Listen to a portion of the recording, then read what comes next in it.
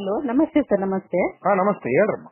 ಅಯ್ಯೋ, ನಾವು ಇಷ್ಟು ದಿನ ಸಂಘದಲ್ಲಿ, ಧರ್ಮಸ್ಥಳ ಸಂಘದಲ್ಲಿ ಇದ್ವಿ ನಾವು.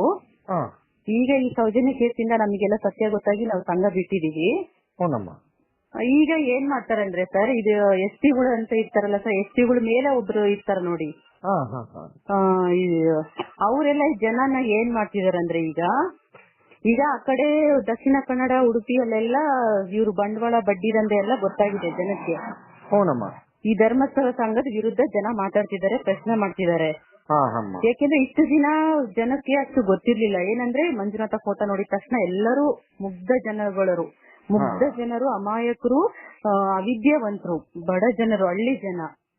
ಅಲ್ಲಮ್ಮ, ಈಗ ಉಡುಪಿ ಜಿಲ್ಲೆ ಅಂತ ಅಲ್ಲ, ಈಗ ಪ್ರತಿಯೊಂದು ಕರ್ನಾಟಕಕ್ಕೆ ಗೊತ್ತಾಗಿದೆಯಮ್ಮ.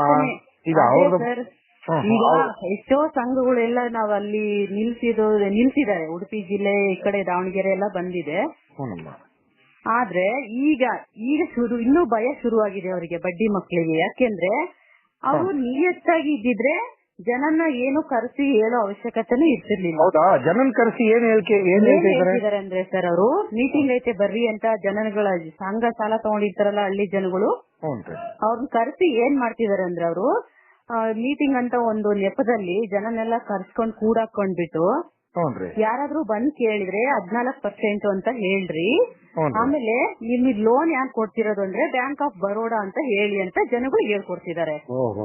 ಈಗ ಅವ್ರು ನಿಯತ್ತಾಗಿದ್ದಿದ್ರೆ ದಾಖಲೆ ಕೊಡ್ಬೇಕು, ಜನಕ್ಕೆ ಹೇಳ್ಕೊಟ್ಟು ಹೇಳ್ಸೋ ಅವಶ್ಯಕತೆನೇ ಇಲ್ಲ.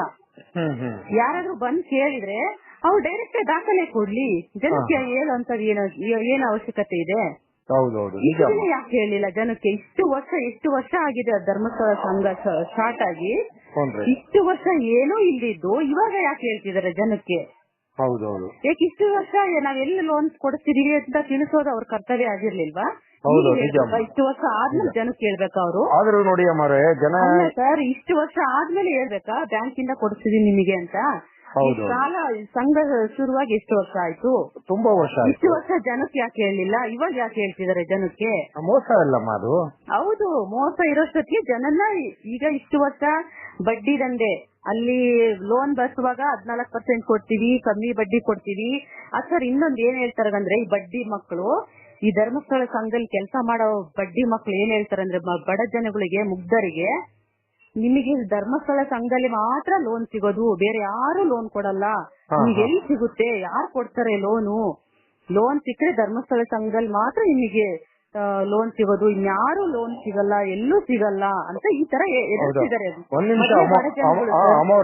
ಧರ್ಮಸ್ಥಳ ಸಂಘ ಲೋನ್ ಕೊಡಕ್ಕಿಂತ ಮುಂಚೆ ಯಾರು ಜೀವನ ಮಾಡ್ತಿದ್ವಲ್ಲ, ಜೀವನ ಯಾರು ಮಾಡ್ತಿಲ್ವಾ? ಅಲ್ಲ ಸರ್, ಬಡ ಜನಗಳನ್ನ ಮೊದ್ಲೇ ಯೂಸ್ ಮಾಡ್ಕೊಳ್ಳೋ ರೀತಿ ನೋಡಿ ಯಾವ ತರ ಬಿಂಬಿಸ್ತಾರೆ ಜನಗಳಿಗೆ. ಲೋನ್ ಕೊಡಕ್ಕಿಂತ ಮುಂಚೆ ಜನಗಳು ತುಂಬಾ ಒಳ್ಳೆ ಜೀವನ ನಡೆಸ್ತಾ ಇದ್ರು, ಚೆನ್ನಾಗೇ ಇತ್ತು. ಏನಂದ್ರೆ ಅನಿವಾರ್ಯತೆ ಅಂದ್ರೆ ಸ್ವಲ್ಪ ಎಜುಕೇಟೆಡ್ ಇಂಪ್ರೂವ್ ಆಗುತ್ತೆ ಮಕ್ಕಳಿಗೆ. ಈಗ ಎಜುಕೇಟೆಡ್ ಎಷ್ಟೋ ತಂದೆ ತಾಯಿ ನನ್ನ ಮಕ್ಳು ಫೀಸ್ಗೋಸ್ಕರ ಅಂತ ಅನಿವಾರ್ಯತೆ ಅನ್ಕೊಂಡ್ ಮಾಡ್ತಾರೆ. ಹಲೋ, ಅದೇ ಮಕ್ಳನ್ನ ಓದ್ಬೇಕು ಬಿಡು, ಹೆಂಗೋ ಅಲ್ಲಿ ಸಾಲ ಸಿಗುತ್ತೆ, ಕಮ್ಮಿ ಬಡ್ಡಿ ಅಂತ ಬೇರೆ ಹೇಳ್ತಾರಲ್ಲ ಇವರು 40% ಬಡ್ಡಿ ಕೊಟ್ರು ಕೂಡ 14% ಅಂತಾನೆ ಜನಕ್ಕೆ ಹೇಳೋದು. ಇವರು ನಾವು 40% ಕೊಡ್ತೀವಿ ಅಂತ ಹೇಳ್ತಾರ ಯಾರಾದ್ರೂ? ಇಲ್ಲ. ಅದು ನೋಡಿ ಜನಗಳಿಗೂ ನೋಡಿ, ಇಷ್ಟೆಲ್ಲ ಜನಗಳಿಗೂ ಗೊತ್ತಾದ್ರೂ ಕೂಡ ಜನಗಳು ಇನ್ನು ಕೆಲವೊಂದೊಂದು ನಂಬ್ತಾ ಇಲ್ಲ.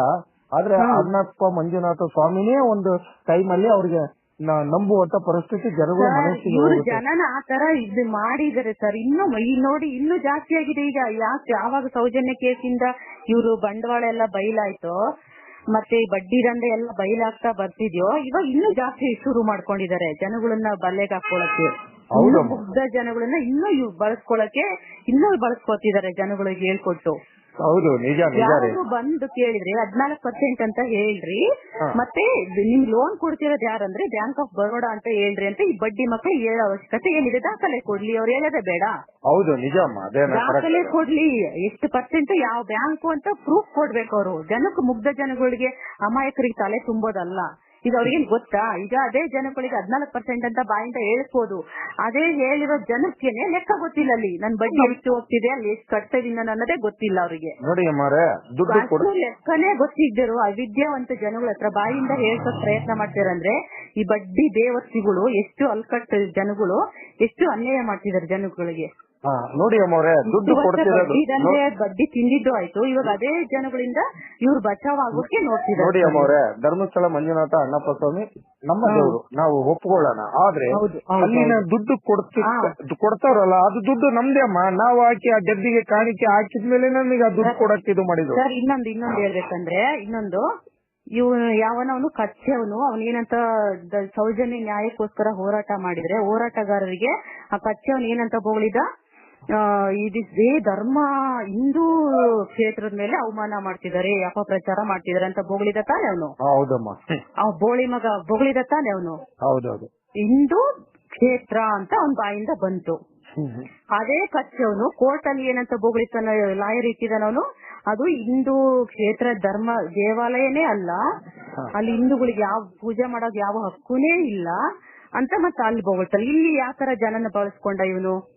ಹೌದು, ಹಿಂದೂ ಕ್ಷೇತ್ರದ ಮೇಲೆ ಹಿಂದೂ ದೇವಸ್ಥಾನದ ಮೇಲೆ ಅಪಪ್ರಚಾರ ಮಾಡ್ತಾರಂತ ಇಲ್ಲಿ ನಮ್ಮ ಹಿಂದೂಗಳನ್ನೇ ಬಳಸ್ಕೊಂಡ. ಇಲ್ಲಿ ಜನ ಎಲ್ಲ ಇವನ್ ತರ ಮಾತಾಡ್ಬೇಕು ಆ ತರ ಇಲ್ಲಿ ಹೋಗ್ಲಿದ ಇವನು.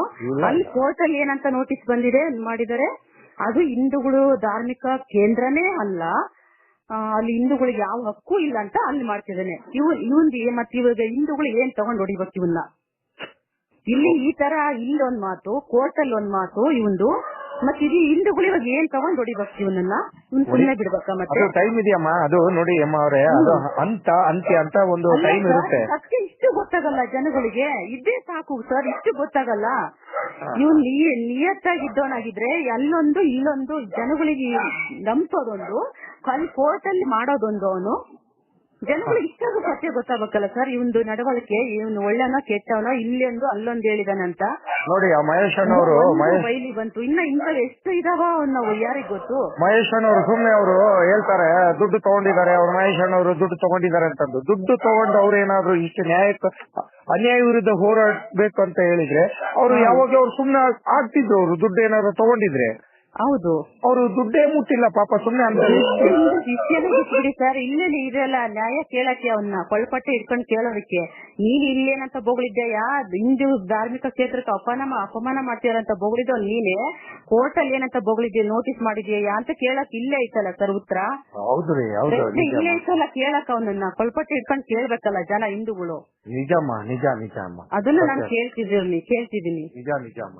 ಇದು ಸಾಮಾನ್ಯ ಒಬ್ಬ ಸಾಮಾನ್ಯ ಮಾನವೀಯತೆ ಇರೋ ಮನುಷ್ಯ ಕೂಡ ತಪ್ಪು ಮಾಡಿದವ್ರು ಯಾರೇ ಆಗಿಲ್ಲ ಶಿಕ್ಷೆ ಆಗ್ಲಿ ಅಂತ ಹೇಳ್ಬೇಕು. ಅಂತದ್ರಲ್ಲಿ ಅವನೊಬ್ಬ ಒಂದ್ ಹೆಸರು ಇಟ್ಕೊಂಡಿದ್ದಾನೆ, ಒಂದು ಸ್ಥಾನದಲ್ಲಿದ್ದಾನೆ, ಅಷ್ಟು ಪ್ರಭಾವಿ ವ್ಯಕ್ತಿಯವನು. ಅವನ ಯೋಗ್ಯತೆಗೆ ಒಂದು ಪದ ನುಡಿಯಕ್ ಯೋಗ್ಯತೆ ಇಲ್ಲ ಅವನಿಗೆ, ಹೋಗಿ ಸ್ಟೇ ತಗೊಂಡ್ಬರ್ತಾನ ಅವನು. ನಿಜ, ಅದು ನೀವ್ ಹೇಳಿರಲ್ಲ, ಯೋಗ್ಯತೆ ಅಲ್ಲೇ ಗೊತ್ತಾಗುತ್ತೆ ಸರ್. ಹಣೆ ಬರ ನೀವ್ ಹೇಳಿರಲ್ಲಮ್ಮ, ನಡೆದಾಡುವ ದೇವರಂತೆ, ಮಾತನಾಡುವ ಮಂಜುನಾಥ ಅಂತ ಅವನು ನನ್ನ ಚಪ್ಪಲಿಗೂ ಯೋಗ್ಯತೆ ಇಲ್ಲ ಅವನು. ಅಲ್ಲಮ್ಮ, ನೀವ್ ಹೇಳಿರಲ್ಲ, ಚಾಮುಂಡಿ ಅಂದ್ರೆ ಸೌಜನ್ಯ ಅಂದ್ರೆ ಚಾಮುಂಡಿ. ಹೌದು, ಅದೇ ಆ ಚಾಮುಂಡಿ ಮತ್ತೆ ಸೌಜನ್ಯ, ನಮ್ಮ ಸೌಜನ್ಯ ಹೋರಾಟಗಾರರಿಗೆ ಚಾಮುಂಡಿ ಸೌಜನ್ಯನೇ ಎಲ್ಲೇ ಹೋದ್ರು ಕಾಪಾಡ್ಕೊಂಡ್ ಬರ್ತಾಳಮ್ಮ ಅವಳು. ಹೌದು ಸರ್, ಹೌದು. ಚಾಮುಂಡೇಶ್ವರಿ ಅಂದ್ರೇನೆ ಸೌಜನ್ಯನೇ. ಈಗ ಹೌದು ನೋಡಿ, ಅಷ್ಟು ಅತ್ಯಾಚಾರ ಎಲ್ಲ ಆಗಿದೆ ಅನ್ನೋ ಹೆಸರಿಂದ ಈ ಸೌಜನ್ಯನಿಂದನೇ ರೂಪ ತಾಳಿ ಬಂದಿದ್ದಾರೆ. ಆಮೇಲೆ ಅತ್ಯಾಚಾರ ಕೊಲೆಗಳು ಎಲ್ಲ ಆಗಿದೆಯಲ್ಲ ಎಲ್ಲಾನು. ಹೌದು ಸರ್, ಅಲ್ಲ ಸರ್, ಒಂದ ಎರಡ ಅಲ್ಲಿ ನೂರಾರು ಸಾವಿರಾರು ಹಿಂದೂ ಕೊಲೆಗಳು, ಅತ್ಯಾಚಾರಗಳು, ಇವನು ಭೂಕಬಳಿಕೆ, ಮತ್ತೆ ಈ ಬಡ್ಡಿ ದಂಧೆ, ಒಂದ ಎರಡ ಸರ್ ಕರ್ಮ ಅವ್ನು ಮಾಡಿರೋದು. ಏನ್ ಸರ್, ಅಲ್ಲ ಬೋಳಿ ಮಗ ಬಡ್ಡಿ ತಿಂದು ಬೇಕಾದ್ರೆ ಸಾಯ್ಲಿ, ಅವನು ಬೋಳಿ ಮಗ ಬಡ್ಡಿ ಬೇಕಾದ್ರೆ ತಿಂದು ಹಾಳಾಗಿ ಹೋಗ್ತಿದ್ದ. ಜೀವಗಳು ಬರ್ತಾವ ಸರ್, ಅಲ್ಲಿ ಕೊಲೆ ಆಗಿರೋ ಜೀವಗಳು ಯಾರು ಕೊಡ್ತಾರ ಸರ್? ಅಲ್ಲ, ದುಡ್ಡು ತಿಂದ್ರೆ ಹಾಳಾಗ್ ಹೋಗ್ಲಿ, ಬೇಕಾದ್ರೆ ಬಡ್ಡಿ ಹಾಳಾಗ್ ಹೋಗ್ಲಿ ಅನ್ಬೋದು, ಬೇಕಾದ್ರೆ ಜೀವಗಳು ಬರ್ತವೆ ಸರ್ ಅಲ್ಲಿ. ಅಷ್ಟು ನರಕ